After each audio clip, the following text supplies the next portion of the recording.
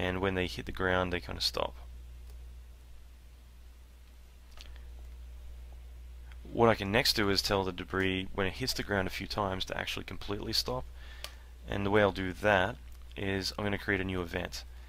So I'm going to go and add in a spin into a new event, link this in here. I'm also going to add in, I'll keep add in a speed, and I set the speed to 0, and I set the spin to 0. So what happens is anything that goes into this event is going to completely stop moving. I'm also going to set the geometry or display to geometry. What happens now is anytime a particle collides, it's going to pipe into this event.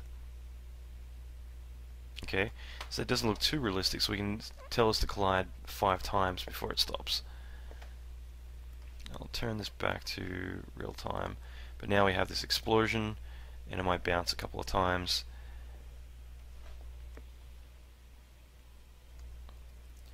And then they'll stop. So what I can do now, I might adjust the bounce and the friction a little bit. So that way the debris might bounce a couple times on the ground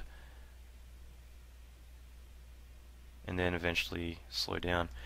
I made the bounce very high, so I need to set the friction so that way it kind of wants to slow down a bit before it actually stops.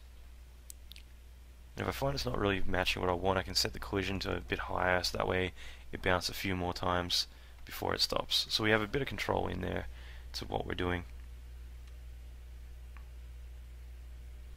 If I like, I can also tell it to orientate, like rotate specifically flat to the ground. So I can set this to rotation, and we'd set this to like a random horizontal.